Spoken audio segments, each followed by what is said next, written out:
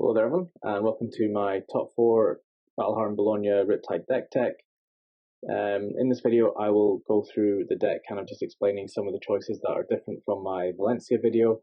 I will give kind of details on certain cards, I'll give a quick tournament recap, and then at the end I'll give a quick sideboard guide and matchup guide and have like kind of what we're playing into each hero. Before I get into the deck, I'd just like to give a quick shout out to Dan, Gustavo, Finley, Marco and Care. They were my travel buddies for the event. They sat through hours and hours of Riptide games, so I can't thank them enough. I'd also like to extend that to the wider Scottish Flesh and Blood community. They genuinely make playing the game a lot more fun. And I'd also like to shout out the judges, the event organisers, casters from the Battle Hardened. The event was so smooth, so much fun. Yeah, genuinely, if you haven't been to an event like this, I'd recommend just gathering a group of friends and taking a trip to play some Flesh and Blood. It's a holiday with people you like, so it's good fun. So into the deck now. I decided to run two very different decks in one essentially, by running both Death Dealer and Bard Castaway. I've already spoken at length about Death Dealer in the Battle Hardened Valencia video, so I'll primarily focus on Bard Castaway. When I first started building this deck, it was actually a dedicated aim list without much of an aggro package, and my goal was just to kind of see how small of an aggro package I could get away with running without kind of throwing the Zen matchup, because I was kind of wanting to cover both Nuu and Zen with this list, and the more defensive I was, the better I was into Nuu. Over time, the deck eventually found what I feel is a good balance between the two playstyles. There are a lot of cards in this deck that fit really well into both playstyles that aren't really detrimental to either. So if we're going to start off with equipment, I will start by talking about Castaway. Bard Castaway almost feels like a completely new card, given that it was virtually unplayable until Murky Water came out. I was so happy when I realized that I could play both Bard Castaway and Death Dealer in the same deck, because they both cover certain matchups really well, so they kind of complement each other. And most importantly, it was really cool. Playing two different decks essentially in one gives quite a nice level of variety. You'll notice throughout the deck that I'm not really playing any dedicated aim stuff, as I wanted cards that were good into both Death Dealer and Murky Water. And I really feel I was able to strike that balance. In terms of what matchups Bard Castaway comes in for, Bard Castaway comes in for Assassin, Guardian, Dory, and Azalea. Everything else is Death Dealer for the most part. Being able to play at instant speed with your bow lets you load second, and it lets you ignore effects like Red in the Ledger, because you can just still send like Remorseless with 5, for example, which is really good. And it also lets you empty your hand while still getting use of it. So, for example, if my new opponent comes on me with a Bonds of Agony, I can block 6. If they try to go over the top, I just pitch one to load like a 0-cost arrow, and I shoot it back. And their kind of big turn has been just to shuffle my deck, and then I still get to them back, so that's really nice. Yeah, it essentially comes in for the pitch stack matchups and for Azalea. In your pitch stack matchups that could possibly go to fatigue, being able to block out a lot more is something this deck can do because of the Bard Castaway. We're not afraid of giving away threats because we can come back at them later with like a 13-16 dominated Murky Water, which sees out so many games. On to the next bow, Death Dealer. Like I said before, this is our primary bow in terms of hero coverage, as drawing a card every turn is incredibly strong, allowing us to race and set up multiple disruptive effects more consistently. We then have our Bullseye Bracers. This is only in for Kano at the minute. It never came up on the day, and if you're not expecting a lot of Kano, you could cut it. There is argument for running it into certain other heroes, but I think I just prefer the long draw in general for this style of list. Next up, we have the Driftwood Quiver. I love that this draft chaff is actually really good. Because Tunic is the main chess piece in this deck, I need a way to cycle my arsenal out if I've got like a bad card or a trap card stuck in there. If you find yourself still being stuck often, then you're probably doing something wrong. The Driftwood Quiver is kind of like it's something that lets you maintain your kind of tempo if you've got bad arsenal in terms of arrows, and it's something that is like a get out one-time use get out jail free card if you've got a trap in there. But yeah, if you find yourself getting locked too much, then you're probably playing the deck a little bit wrong. This does not run a lot of traps. And in most of the matchups, I don't even run most of the traps, or every trap that I do run in the full list. So I mostly use this to clear my arsenal of a bad arrow to allow myself to keep applying pressure. Driftwood being able to clear face-up cards too means that it does have niche advantages over Trench with the clear effect. Onto the chess piece, we have Kendall Spring Tunic. It's a broken chess piece. It was discussed in the Battle Hardened Valencia video at length, but to add what was said to the Battle Hardened Valencia list as well, running Tunic into my Castaway matchups allowed me to get away with playing less blues. as the extra resource comes in handy so often. When I was playing against Nuu, for example, I was being really conservative with my tunic. I was saving it for Dead Eyes or Battering Bolts or Murky Waters because they're like the main threats I have, and I really want to make sure that I can make the most out of those hands. And when playing Death Dealer, every 3 turns you get to draw a card for free, which is insane.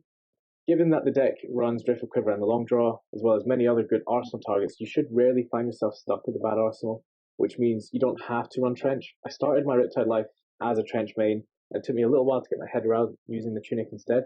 And so I recommend to any players who want to give this a try, just to stick with it for a few games, kind of get used to running the tunic instead, because it took me quite a while to get used to it as well.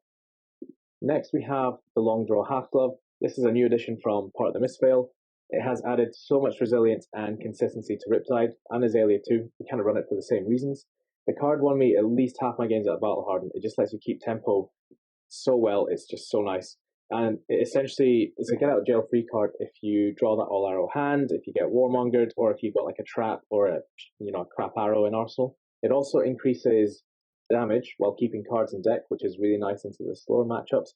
And the block one is like so invaluable against things like Leave No Witnesses. It's so helpful, comes up so often on the day.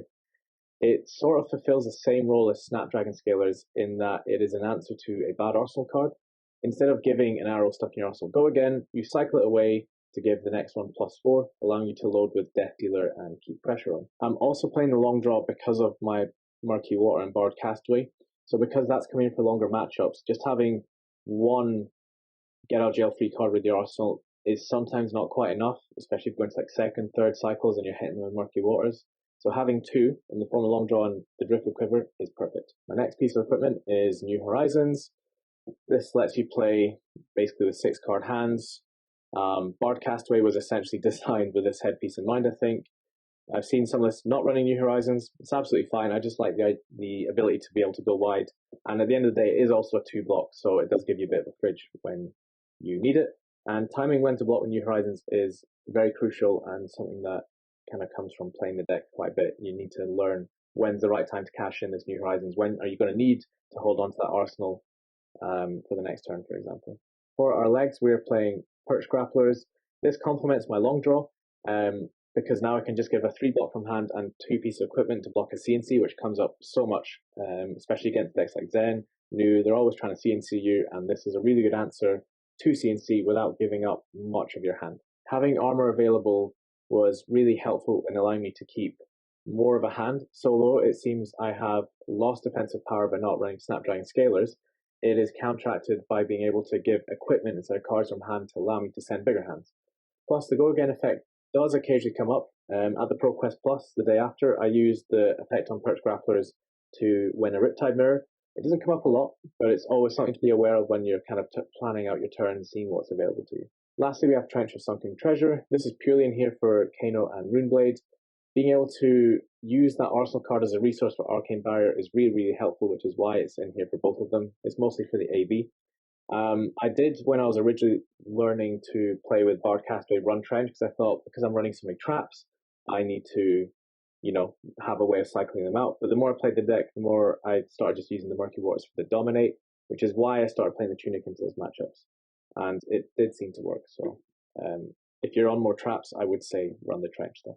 Onto the main deck, we're going to go through the arrows. So we have 3 copies of Battering Bolt. This card kills so many heroes right now. It's highly relevant into Zen, Nuu, Enigma, Prism, Warriors. Anyone kind of falls to this, really. It's also a popper.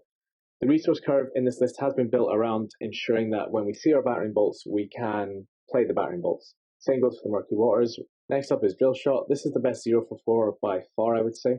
The value you get from removing armor is just insane. So, for example, it forces Zen to give you more cards from hand when he wants to just give you equipment when, say, he wants to pop off with a traverse turn.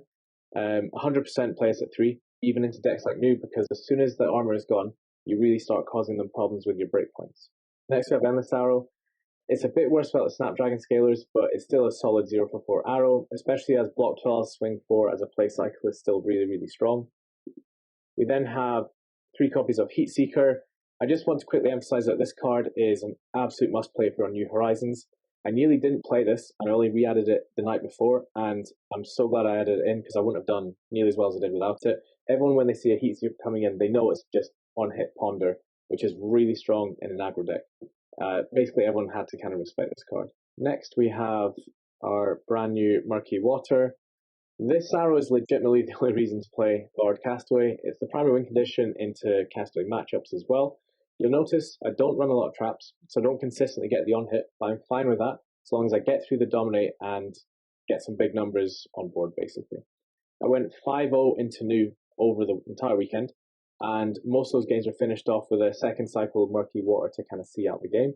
The card is basically exactly what AIM Riptide needed. We have, next up, 2 copies of Murkmire Grapnel. I decided to only run 2, but I think this was a mistake. I think you should run 3, especially because it pairs well with Bard Castaway. Enigma is starting to become more popular again due to Nuu becoming more popular, as it's sort of eclipsing Zen as the top deck, and she is by far our hardest matchup out of the Mistveil heroes, so we need all the help we can get. As a quick side note, I will say that I think traps for the most part are really bad into a good Enigma player, and that to win you have to be very aggressive and proactive. Just pinging one Spectral Shield is not going to be enough, so you need cards like Murkmire to properly clear a board. It's basically our silver bullet. The next arrow is 3 copies of Remorseless. This is a meta call, it's in here targeting Zen. Its ceiling is crazy if you hit them before big turn, and the D-React text is useful into decks like Enigma. We have 2 copies of Searing Shot. I cut this one 3-2 as, although it's a very good rate, it doesn't really feel as relevant compared to the other 0-cost arrows. At the ProQuest Plus the following day, I dropped it for 1 Falcon Wing, and that change did feel beneficial. It's only our best 0-cost Codex target in the late game, and by that point you should have it engraved anyway, so you always have it available for those kind of plays. We're also playing 2 Sleep Darts. This is another metal call arrow. It's mostly for Zen, but it has impact into a lot of heroes that's kind of not amazing, but it is always something that they have to consider. It's really good. It's like KO, Levia, Prism. Yeah, just a solid arrow. And we're also on 3 blue Intoxicating Shots. This card overperformed massively due to me being paired into so many Nuus, as it's a blue for Murky Waters, but also in the late game, my opponent just can't afford to let it hit. So it truly becomes an above rate at blue arrow when they have to block it out. I loved it at 3 as it helped support playing the 2-cost arrows, and it won me my round 4 stream game into Nuu as well. I was running at 2 previously, but AIM Riptide is a bit more resource hungry, so I felt bumping it up to 3 was correct. I've just realized I've skipped over my Rainbow Bolton shots. I was previously on all the reds and all the yellows because they're just super good. We're playing a lot of buffs, raid razors, so going wide is a really good strategy with this deck. I'm now playing the blue ones as well, not because I think they're that good, but they're the best blue arrow behind Intoxicating Shot for supporting Murky Water and Battering Bolt in terms of resource curve. So they kind of fit well together in that sense. On to the buffs. I'm on 12 2-blocks in this list, which is more than previous iterations of my kind of Riptide builds. But because the list is now featuring the Rainbow Bolton shots that I just discussed, I wanted to guarantee that I could get consistent go again. And also my destructive arrows are now going to be a lot taller, so into a Zen they can't just kind of give me armor, they have to maybe give me a bit more. Lace of Inertia is the new addition, because keeping people on 4-card hands when I have the ability to play 6-card hands is really strong. And Rabble is the card I dropped for it, both for the aforementioned reasons of wanting to buff bigger destructive arrows, but also because the deck is basically 50% yellows and blues, which meant we found that Rabble was coming in for 3 or 2 go again a bit too often, which for a red 2-block just isn't worth it. The next buff I want to talk about is Prismatic Leyline. This is also a new addition from Mistveil, and if you've seen Andrew Rayner's top 4 UK Nats Riptide deck tech on Push the Point, you'll know why we run it. The floor in this card is basically just yellow 3-block, which is perfect for this sort of deck. And because we're now running the Rainbow Bolton shots, we give ourselves a decent chance of some really good attacking value from it too, especially in pitch deck matchups. Even if paired with something simple like an Intoxicating Shot, that 2-card 7 in the late game can win you the game. I was on 2 for the Battle Hardened as I was very happy with my resource count, and I didn't like seeing this in multiples, especially as the vast majority of my arrows are red. So we're still kind of testing this card out, but again, with the floor being not that bad, I think it's kind of worth playing at the minute. Next up, we got 3 copies of Rain Razors. I nearly didn't play 3 of this. I'm so glad I did. I wouldn't have beaten some Nuus without it. It's also really nice for ambushing Zen when they kind of block with armor and like a battering bolt, and you just go over by 2, rip that cheat card, any Art of War, and you usually win the game from there. Yeah, it just helps you push through the damage you need to go wide. The next buff is Deadeye. I played this when I was only on Death. I played this when I was only on Death Dealer because I really value yellow 3 blocks, and we're not really lean on resources, so paying the 1 cost is rarely an issue. In fact, when I wasn't playing this, I found myself having too many spare resources. Now that I have Bard Castaway in the list, I have even more reason to play this because Deadeye actually has text on it. It's probably our best buff to pair with Murky Waters because it guarantees you rip a card from hand and you get a trap back as well, which is crazy. So you know exactly what they're going to do next turn, so you can pick the ideal moment to use the trap. The other buffs are pretty standard: 3 Seek and Destroy, 3 Premeditate, and 3 Lace with Blood Drop. They're kind of just the best 0-cost buffs, and I don't think I drop any of these. The last cards to talk about in the deck are Codex of Frailty.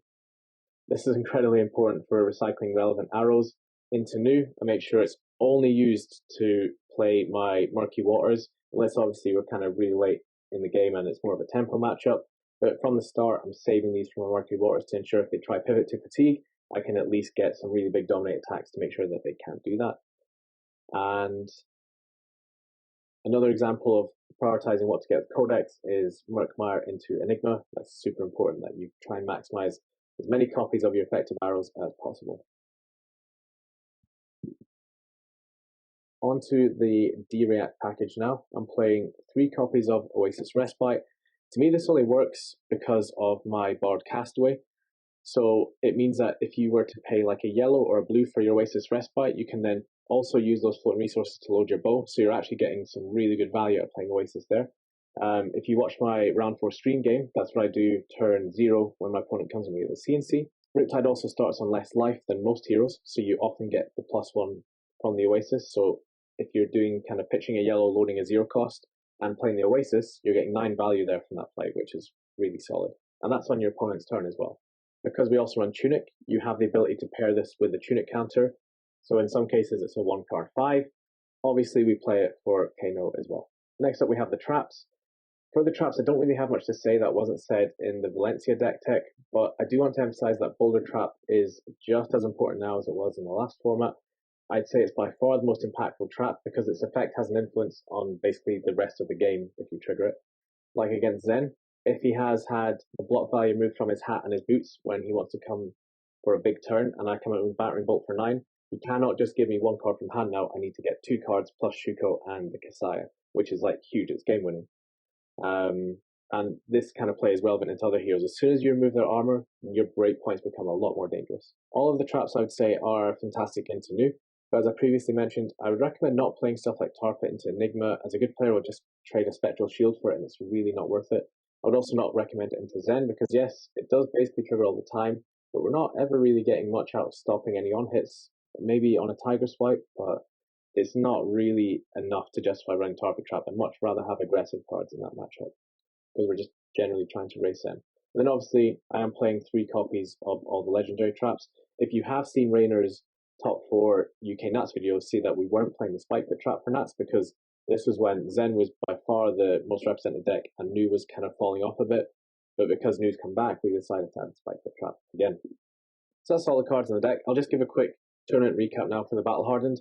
My round 1 was a Nuu, and I won this game with a dominated Murky Water. I can't remember much else about that, but it was quite a slow game.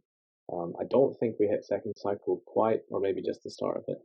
My round 2 was against Zen. This was against a friend of mine, Marco. He was also our local guide because he's from near Bologna. He just never had any really big power turns, and I was just kind of able to kind of throw big battering bolts, sleep darts, just go wide. My deck just kind of lined up a bit better in that matchup. He also decided to go second into me, which I don't think is correct. I think both of these decks want to go first in that matchup. Round 3 was against a Prism. I saw some very timely Tarpit traps early on, and I was able to get him down to 4 life within about 4 or 5 turns, which meant that he didn't really have the space he needed to pivot and kind of build up that board and come back. Round 4 was my stream game against Nuu. This was a really fun game. I was ahead at the start for a while. He then brought it back, and we had a really even middle game. But as we hit second cycle, I started to run ahead again, and I killed him with a pitch stack Rain Razor turn. He could have blocked differently to stay alive, but I had guaranteed kill the following turn with the Murky Waters. This one was really exhilarating as well, as the turn that I won the game was the last turn of the game because time had been called as well. So I killed him with my last play of the game, which felt really nice. My round 5 was against another Nuu. This was more of a tempo matchup because on my first turn, I elected to go second, which I think is correct into Nuu because if they don't throw disruption, you can just use that space at the end to load up our castaway for free. And a lot of their disruption is awesome disruption. So by going second, you kind of, you avoid that. But yes, in this game, I came at him on my first turn with a battering bolt for 12. He blocked 3, and when we did the on-hit effect, he had an attack react in hand. He just hadn't read the battering bolt properly. So from then on, he was quite far behind, and he couldn't fatigue, so he was just trying to play a tempo game, and I was able to see this one out eventually. Round 6 was against another one of my friends on Zen. This is against Care. This went really similarly to my game against Marco. I'm just not sure why, but all the Zens I played this weekend never really had any good turns, and I'm not sure if I just got very lucky or if maybe my deck was just quite effective at disrupting those turns. So things like Seek and Destroy, Lace of Inertia, Battering Bolt just always kept them off those big turns. But yeah, either way, I was able to take this game out. Round 7 was against Enigma. We were both XO at this time, so this was kind of the two top seeds playing. This was an insanely defensive Enigma deck, which is bad news for me, as I previously said, I disrespected Enigma in my deck building by not playing 3 Murkmire, which did pay off overall, but obviously meant I was not favoured into any Enigmas. As I said before, as out of all the new Misspell heroes, Enigma is by far the hardest matchup, so going first in this is really important, and in this game, he went first and had great setup. I was also really unlucky, I think, because I saw both of my Murkmires quite early and in the same hand, which was unfortunate. You kind of want them to be a bit spaced out. One early on for maybe going in the grave with Codex, and then one that you draw naturally that you can play as like a chain ender if they're trying to protect their board. This loss though was actually a blessing in disguise because I came second in Swiss. It meant I didn't play my friend Gus and Riptide in top 8, which was obviously would have been very unideal. Then into top 8, I played against a Nuu. This is the same Nuu as my round 4 on stream, and this game did go to second cycle, which I think heavily favors Riptide because we can pitch stack some really good blues and yellows for the late game, whilst they're kind of pitching cheese. It just kind of clogs up their deck. I finished this game off with a Murky Waters for 13 Dominate. Murky Waters put in a lot of work that day. Then in top 4, I played against Maxx. This is sadly where my tournament ended. I actually think this game was going really well for me, and my opponent was doing everything he could to just kind of hang on, such as using like Supercell to make those hyperdrivers and get one of those mechs back because he banished all 3, and nearly had him fatigued. But at the most crucial moment, I draw a no arrow hand, and on his turn he just attacks me with pistol, so I block, and I can't send anything back. And at this point, he then transforms into the mech with high octane, and he kills me from like 23. He went on to win the entire event though, so huge congratulations to him. I think it was Francesco Lorenzi's name. It's really nice to see someone else doing well on what is essentially a rogue deck, especially because this is Max's first ever big tournament win. So yeah, again, huge congratulations. I was happy to lose the win in the tournament. Overall, I'm really happy with how the deck performed. It's a bit frustrating that I wasn't able to take it all the way, especially because the deck just kind of hiccups. I don't think it was anything that I did that kind of made me lose in top 4. However, I was aware that consistency was a bit of an issue going into this tournament, so I'm currently working on improving it.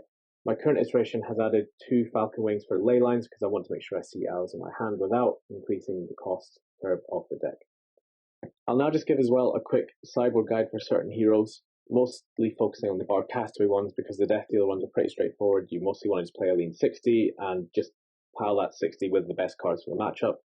So if I was to take Victor for an example, into Victor we want to go somewhere around 65 to 66 cards. We want to not completely fat deck, but we want to just make sure that we have more than 60 so we can block without lowering threat density too much. Into Victor, you're looking to block a lot. If they come at you for Spinal Crush for 9, just block 9, send 4 back.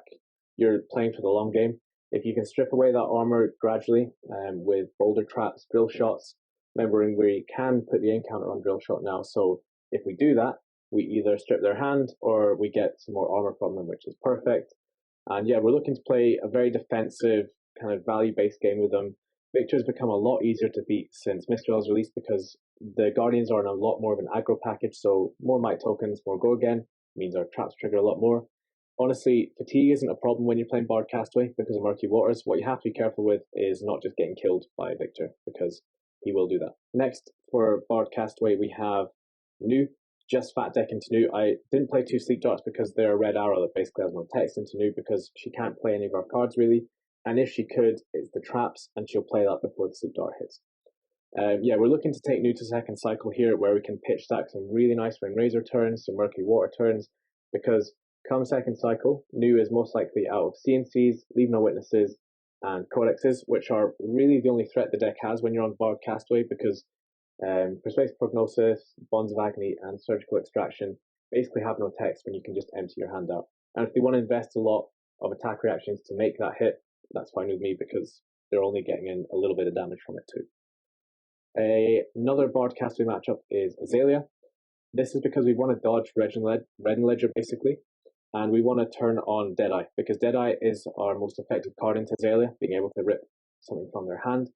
Also, if we lose Dice Roll and go second, it can be quite difficult to come back. If Azalea gets in a free dominate attack on you, turn 0, and you start the game on like 30 life, that's not good.